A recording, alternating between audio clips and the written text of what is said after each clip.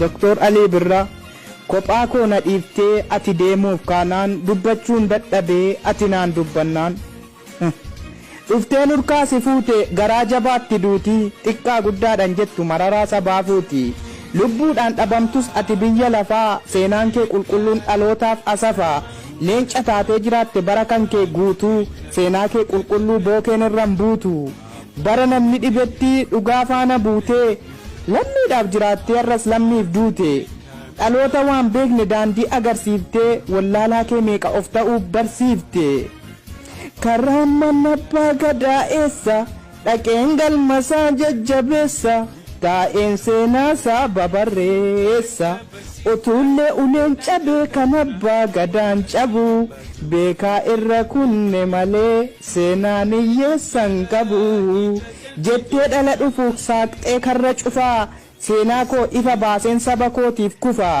hidhaaf du'a sodaa hin dhokadhu golaa diqqiin fudhachiif na diinni diddus tolaa jetteetti cabsitee gaafa hunduu jaame gaafa diinna lagaa afaan keenya saame nindeema biyya feeteen dhaqaa aduun seentee baatus waanuma keen yaadaa aaba jennee kaana kanumaan jalqabna afaanuma keenyaan katabnee dubbifna bara dhiirri dhibetti lammiif taatee kormaa afaan kee sirbitee diddee afaan ormaa barnoota ammas barnoota kana ta'uu qaba kaayyoon oromoota baradhaanuun jettee lammiif taatee galaa lammii baratetuu saba isaaf waa falaa jettee nu gorsite gorsa akka dammaa kan dhaloonni daawwatu durii hanga hammaa waaqamoo namuma kan seera jallise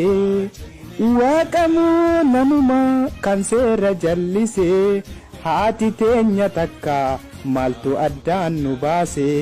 jettee dhaloota keef tokkummaa faarsitee warra afaan kee jibbu guggubdee aarsitee egaa kee baay'eedha kumaa fi kitila biqiltuun ati dhaabde dachaadhaan biqila waa'ee kee dubbachuuf aamileen koon guutu siif safuudha du'aa kan diinqa ol seentee goota lammii fuutu anis biyyan qaba biyya caaltu biyya too oromiyaa kan uumaan badhaatu isa onni cuqqaalu buqqiftee qadaadaa dhugaa himtee du'uuf ofiif galtee waadaa garuu lubbuun rabbiin hin baafne abbaan fedhen baasuuf har'a geesse malee kunuu rabbiin taasuu silaa akka diinni keessiif kiyyeessuun kiyyoo silaa qaata duutee dhandhamatte biyyoo seenaa kee dhiigaan tiksasin dhadata dhaloonni silas lubbuudhaan caalaa seenaan jiraata goonni himanus dhiisanus seenaan keen dhokatu Dr. Ali Birraa lubbuun kee haa boqatu hayyuu gaafa rakkoo utubaa oromoo wiirtuu lafee birraa nagaadhaan boqadhu Dr. Ali Birraa